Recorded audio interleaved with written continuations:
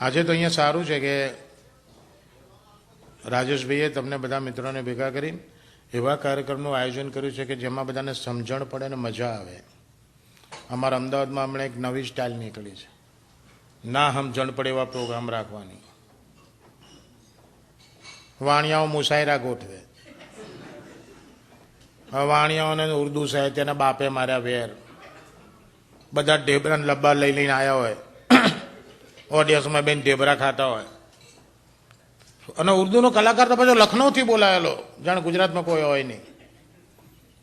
કલાકાર સ્ટેજ ઉપર આવ્યો, ઓડિયન્સમાં બધા વાણિયા ઢેબરાવાળા. पहले शुरू करिए कि गौर कीजिएगा, कार्यक्रम की शुरुआत में मैं कुछ उर्दू शेरों शायरियां पेश करूंगा, बाद में कुछ नज़में होगी, कुछ गज़लें होगी. गौर कीजिएगा. शुरू करिए. हाँ बढ़ो. कि मैं जब पीने गया था मैं खाने में तो मैं की बदबू आती थी, मगर जब पी के निकले बाहर तो जन्नत नजर आती थी. कि नहीं पीते तो हम कहीं मौसम नहीं पीते, कि नहीं पीते तो हम कहीं मौसम नहीं पीते, मगर जब बैठ जाते हैं तो किसी से कम नहीं पीते. कि मैं घुस गया था पायखाने में मैं खाना समझकर, पायखाना मीन्स रेस्टरूम, टॉयलेट. कि मैं घुस गया था पायखाने में मैं खाना समझकर, और उठा लिया लोटा लगा लिया मुंह पे पैमाना समझकर. कि शाम ढली तो शराब पी ली, शराब पी ली तो रात कट गई. कि शाम ढली तो शराब पी ली, शराब पी ली तो रात कट गई. सुबह उठकर हिसाब किया तो हिसाब देकर गांठ फट गई. एक मंदिर का मस्जिद ना ओटला ऊपर बैठो बैठो एक जन दारू पीतो तो એને જોઈને પેલા પૂજારીએ મોઢું બગાડ્યું, પેલા મુલ્લાએ મોઢું બગાડ્યું કે stupid, do you know what are you doing? આ જગ્યાએ ચોદ્યા દારૂ પીવાય? तो बोले दारू पीतो तो मुल्लानों को पुजारी ने हाथ पकड़ तो करा, है खुदा के बंदे, अरे खुदा के बंदे, अगर ताकत है तेरी इबादत में तो ये मस्जिद को हिला के बता, अगर ताकत है तेरी इबादत में तो ये मंदिर को हिला के बता, वरना बैठ मेरे संग 2 घूंट पी और मस्जिद को हिलती देख, मंदिर को हिलता देख. चुदा तारी भक्ति में जे ताकत नहीं, आ 2 पेग में जे पी बधु हमणा हलवा मंडी छे.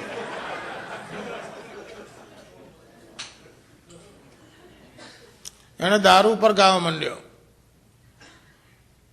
અને દારૂની એક મજાની વાત કહી દઉં, તમે બધા પીવો છો ને એ મજાની વસ્તુ છે. આ દારૂમાં ભગવાન છે સાહેબ.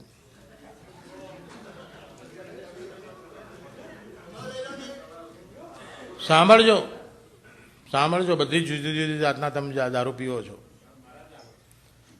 હા મહારાજ છો, હમણાં કથા કરીશ. કે જીન में बसी जानकी रम में बसे राम. जीन एटला दारू में તમે જે જીન પીવો છો ને એ. कि जिन में बसी जानकी रम में बसे राम, वोडका में विष्णु बसे विस्की में हनुमान. कि जिन में बसी जानकी रम में बसे राम, वोडका में विष्णु बसे विस्की में हनुमान. किस किस शराब को छोड़े यारो, किस किस शराब को हम छोड़े यारो, जब हर बोतल में है भगवान. તમારા બૈરું જો દારૂ છોડવાની વાત કરતી હોય ને તારે યાદ રાખીને સંભળાવી દેવાનું, કોઈ મગજમાં નહીં જોઈએ બહેન છો.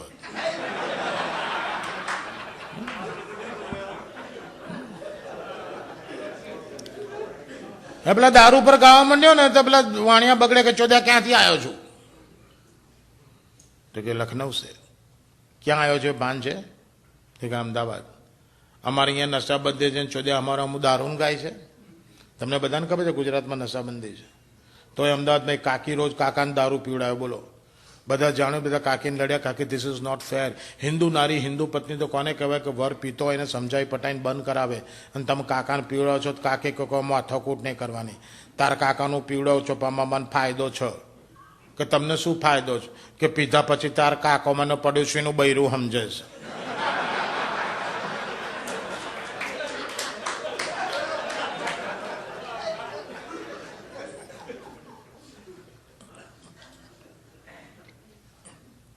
વાણિયા બંધ કરે તો કે દારૂ નહીં, એલા કંઈ બીજું ગા.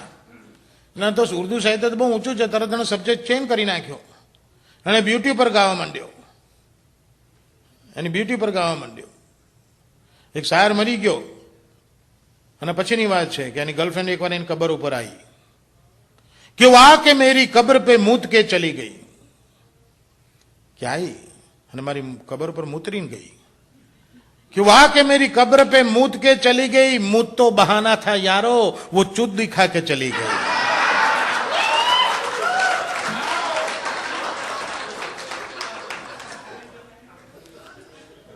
એક શાયર બહુ હેન્ડસમ એક્ટર જેવો, અને ગર્લફ્રેન્ડ ફિયાન્સી કાળી દિવસે દિવસે સુકાતી જાય, તેના कालापन ऊपर ने बे लिटी लखी कि ये कालापन तुम्हारा ये फरिश्तों की भूल नहीं है. ये कालापन तुम्हारा ये फरिश्तों की भूल नहीं है. वो तो तिल बनाने बैठा था और शाही फिसल गई. एक शायરની ગર્લફ્રેન્ડ એની ફિયાન્સી બ્યુટીફુલ છે, એની બ્યુટીને વખાણ કરે છે, કેટલી બ્યુટીફુલ છે કે નહાકર બાલ સાનો પર वो गीले छोड़ देती हैं. નહીં ને જ્યારે એના ભીનાવળ ખભા ઉપર છૂટા મૂકી દે છે કે નહાકર બાલ સાનો પર वो गीले छोड़ देती हैं तो ये बरसने वाले बादल भी अपने अपने रास्ते मोड़ लेते हैं. એની બ્યુટીના વધારે વખાણ કરે છે કે તું આટલી બધી બ્યુટીફુલ છું, આજે પૂનમની રાત છે, તારા વાળ ઓળવા માટે બાલ્કનીમાં ના જઈશ, ગેલેરીમાં ના જઈશ. कि बाम पर न जाना कभी तू शब महताब में, कि बाम पर न जाना कभी तू शब महताब में, कि ये चांदनी गिर जाएगी तो मैला बदन हो जाएगा. એટલે તમે વાવા કરો છો, તમારી બાજુમાં કાકો બેઠેલો, મેં કાકાને ખાલી એટલું જ પૂછ્યું, મૂકું કાકા શું કીધું એને? મન કે સમજણ ના પડતો હું કરવા આવ્યો ચોદ્યા.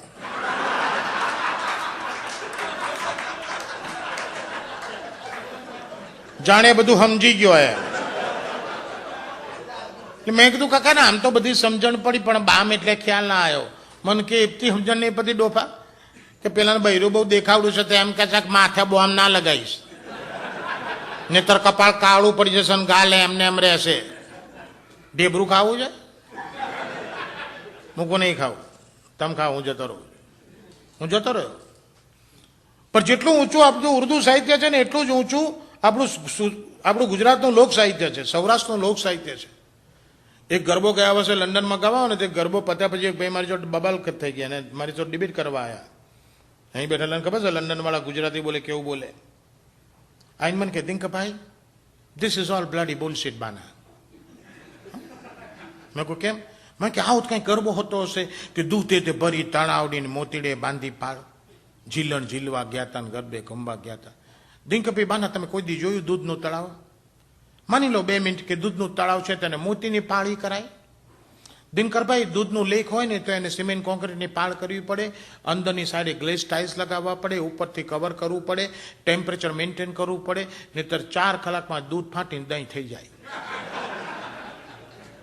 મેં કહું કાં કહો તમે દૂધની દુકાનવાળા છો, કાં કહો રેફ્રિજરેશન એન્ડ કન્ડિશન વાળો, કાં કહો બિલ્ડિંગ કોન્ટ્રાક્ટર છો. મેં કહું તમે ગમે તે હોય ભાઈ, આ ગુજરાતના કે સૌરાષ્ટ્રના જે કવિએ ગરબો લખ્યો ને, લખતા તો લખી નાખો, પણ એ વખતે ખબર નહોતી કે મારા ગરબામાં ભણેલા ઘણા માણસો પણ હું મિસઅન્ડરસ્ટેન્ડ કરશે, નહીં સમજી શકે. એ બેઠા બધા ગરબો સાંભળેલો છે ને, ગરબો કેવી રીતે લખાયો છે. જો આપણું સાહિત્ય કેટલું ઊંચું છે, લોક સાહિત્ય. દૂધે તે ભરી તલાવડીને મોતીડે બાંધી પાળ, ગરબો બહુ જૂનો છે. આ ગરબો કેવી રીતે લખાયો છે, બહુ મજાની વાત છે કે સૌરાષ્ટ્રના એક ગામમાં એક બાઈ નવરાત્રના ટાઈમમાં એના છોકરાને ઘોડિયામાં હૂતું મૂકીને ગરબે ઘૂમવા ગયેલી, અને ગરબે ઘૂમતા ઘૂમતા ઘૂમતા ઘૂમતા ઘૂમતા રાતના 12, 12:30, 1, 2, 2:30, 2:30 વાગે એની માને યાદ આવ્યું કે 6 મહિના નાના છોકરાનું ઘોડિયામાં હૂતું મૂકીને ગરબે ઘૂમું છું.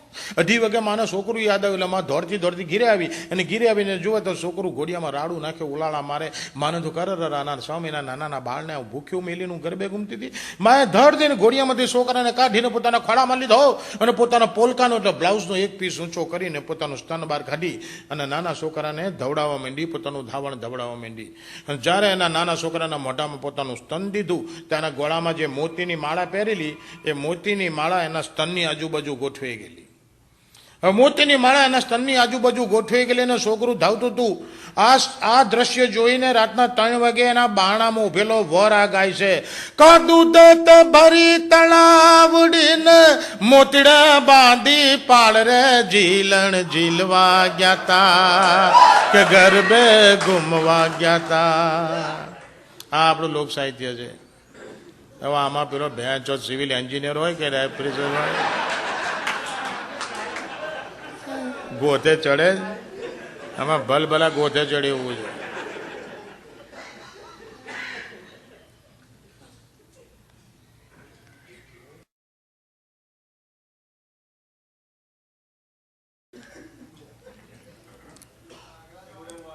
એક બાપુ છે ને શિકાર કરવા જાય, 1 કલાક કાંટો નાખીને બેસી રહે, 1 કલાક બેચો માછલી જ ના પકડાય.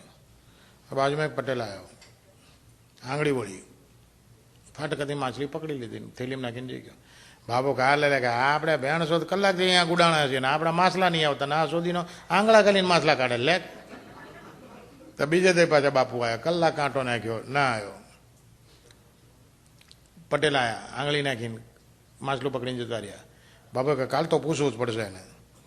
ત્રીજે દિવસ પૂછ્યું કે પટેલ ઉભો રહે, હા હું કલાકથી બેવું છું કાંટા નાખીને, મારે માછલી આવતી નહીં, તું જ કે આંગળા નાખીને કઈ તો માછલા કાઢે. પટેલ કે બાપુ કોઈને કહો નહીં તો કહું, કોઈ નહીં કહું કે આ પાણીમાં છે ને માછલું પકડવા માટે આંગળી નાખીએ ને, પેલા આંગળી છે ને કોઈકની ગાંડમાં ગાલીને લાવવાની, એની વાસ છે ને માછલીને બહુ ગમે, એટલે પાણીમાં હોય ને એની વાસ આવે એટલે જેવી પાણી આવે એટલે પકડી લેવાની. કે આમાં કાંઈ નથી. બાપુ કાલે લે આ તો આવ સીધું. ચોથેથી બાપુ નીકળ્યા કે આપણે આ કાંટા બાટા લેવા જ નહીં, આપણે પટેલવાળી કરો. તો બહાર નીકળ્યા અને થયું કે આ બેંચો ગાલવી ક્યાં? એમના વાઈફ ગાર્ડનમાં કામ કરતા હતા, વાંકુ વળી કે કુંડામાં ખોતરતા હતા. બાપુએ ઘાઘરો ઊંચો કરીને દર ગતિ આંગળી ભરાવી, એટલે એમના વાઈફ કે પટેલ આ 3 દીથી શું તમે ગાંડમાં આંગળા કરો?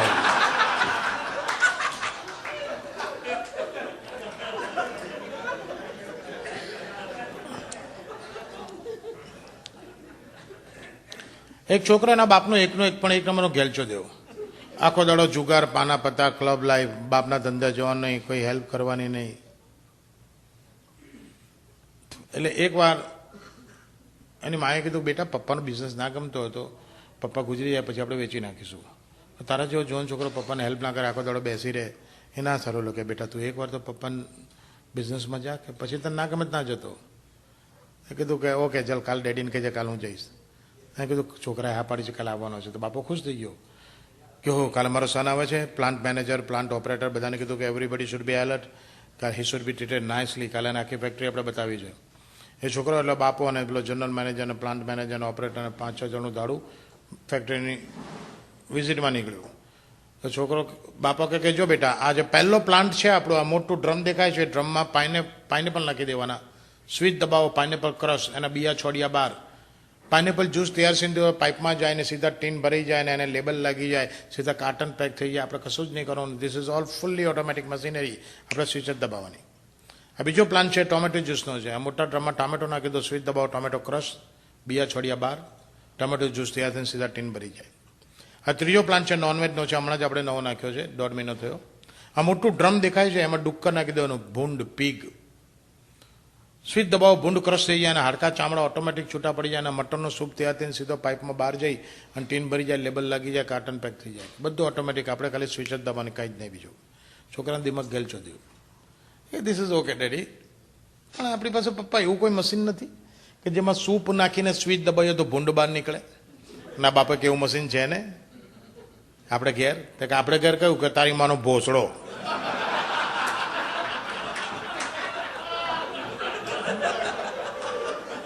આટલું સૂપ નાખીને તારે જેવું ભૂંડ બહાર પાડ્યું છે ને, ભોસડીના ઊંધા સવાલો કરે છે.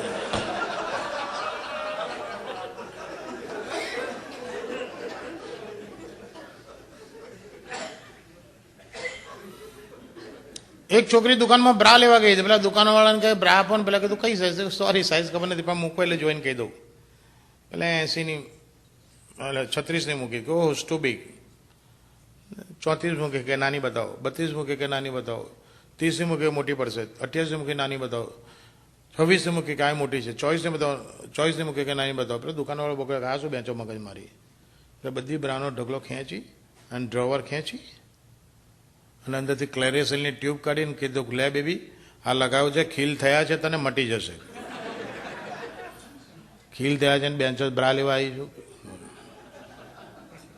અને એકવાર આ ભાઈ છે ને જેમના હાથમાં ગ્લાસ છે, આ કાંડા ઉપર આશીષ ને, હા એ દુકાને જઈને કે પેલી છોકરી કાઉન્ટર ઉપર કે કોન્ડમ આલો. તો પેલી કે કઈ સાઈઝ? ઓ સાઈઝ નથી ખબર, આ ડોન્ટ વરી, કાં અંદર.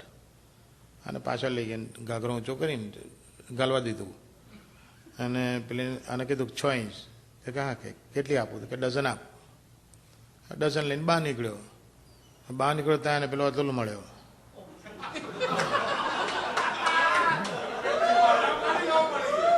નામ તો બધા ખબર પડી જાય.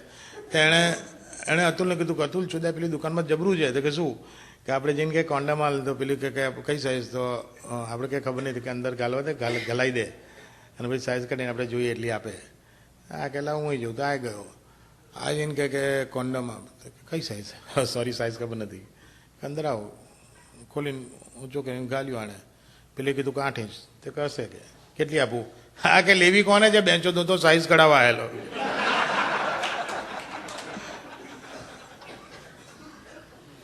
એક માણસ દવાની દુકાન જઈને કે કોન્ડમ આપો. પેલા ઇન્ડિયાની નિરોધ આપી. તે કેટલાની છે? તે કે 5 રૂપિયાની 5. બહુ ચીપ છે યાર, કોઈ સારી આઈટમ બતાવો.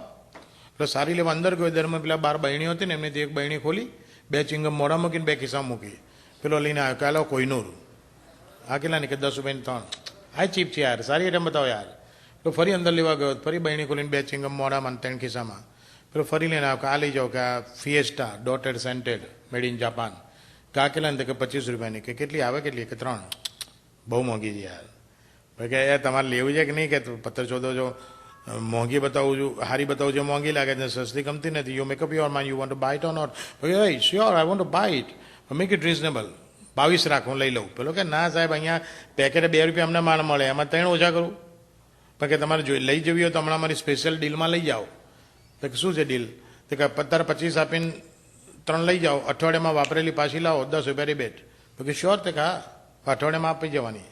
તો કે શ્યોર. તો પેલો લઈ ગયો ને અઠવાડિયામાં 3 પાછી લાવ્યો. પેલા ચેક કરી લીધું ને પછી ડ્રોવર ખેંચીને 10ની નોટ કાઢીને આપી.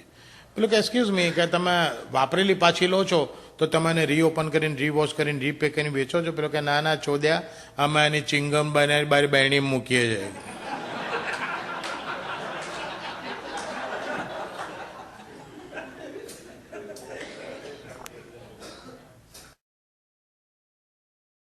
મુઠ્ઠીઓ મારે. એમાં પછી મુઠ્ઠીઓ પતી જાય ને એટલે કોન્ડમ કાઢી ગાંઠમાંની ઘરમાં તાર હતા ને એની ઉપર ભરાઈ દે. જોત જોતા મેં એમના ઘરમાં 30-40 આમ તોરણ જેવું થઈ ગયું. એટલે એકવાર મારા તમારે જેવા પૂછ્યું, સરદાર ये सब क्या है? सरदार के ये सब वो बच्चे हैं जिनको माँ का प्यार नहीं मिला.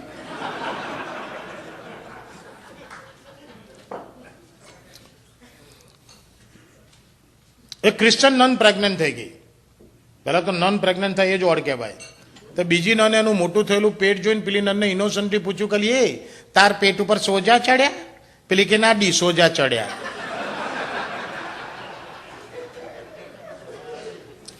હવે જે આવે છે this one of the top 10. 4 નન મરીને ઉપર ગઈ, 4 નન. એટલે ભગવાન પૂછ્યું કોણ છો ને અહીંયા કેમ ઉપર છો સ્વર્ગના ગેટ ઉપર? પેલી કે અમે નન છીએ અને અમે મરી ગયા છીએ એટલે અમે સ્વર્ગમાં આવીશું એવું સમજીને અમે અહીંયા ઊભા છીએ. ભગવાન કે શ્યોર, તમે નન હશો તો તમે સ્વર્ગમાં જશો, પણ સ્વર્ગમાં મારે તમારી કેટેગરી નક્કી કરવા માટે તમને કંઈ પૂછવું પડશે. તમારાથી પૃથ્વી ઉપર તમે નન હતા એ દરમિયાન તમારાથી ખોટું, ખરાબ, જાણે અજાણે, ભૂલી ચૂકે થઈ ગયું હોય તો તમારે મારી પાસે કન્ફેસ કરવું પડશે અને તમારા કન્ફેશન ઉપર હું તમને સ્વર્ગમાં રૂમ આપીશ, કેટેગરી આપીશ. તો પહેલી નનને પૂછ્યું તારે કંઈ કન્ફેસ કરવું છે? પેલી કહા તો કે શું? કે મેં એકવાર ચર્ચમાં છે ને ફાધરનું લોડું જોઈ લીધેલું. ભગવાન કે આ પાપ તારી આંખથી થયેલું છે. The scene was made by your eyes. આ પાપ તારી આંખનું છે. પાટલ હોલી વોટરનો પોન્ડ છે, ત્યાં જા અને તારી આંખો ધોઈ નાખના, પવિત્ર થઈ જા. પેલી હોલી વોટરના પોન્ડમાં આંખ ધોવા ગઈ. બીજીને પૂછ્યું તારે કંઈ કન્ફેસ કરવું છે? બીજી કહા કે શું? કે મેં એકવાર ચર્ચમાં ફાધરનું લોડું પકડી લીધેલું. કે આ પાપ પણ તારા હાથથી થયેલું છે. તું હોલી વોટરમાં જઈને તારા હાથ ચોખ્ખા ધોઈ નાખ, હાથ પવિત્ર કરી નાખ, તું બી કેટેગરીમાં જા. હવે બીજી હાથ ધોવા ગઈ ને તો ત્રીજી ને ચોથી ઝઘડે. તો ભગવાન કંઈ ઝઘડવાનું નહીં, જે પ્રોબ્લેમ અહીં આવીને મને મારી પાસે આવીને કહો. એટલે 2 જણીઓ પાસ આવી ને એટલે ચોથી ભગવાને કે ભગવાન આ ત્રીજીને હું ક્યારની કહું છું કે હવે હોલી વોટરથી જો તું તારી ગાંઠ ધોવાની હોય તો હું એનાથી કોગળા નહીં કરું.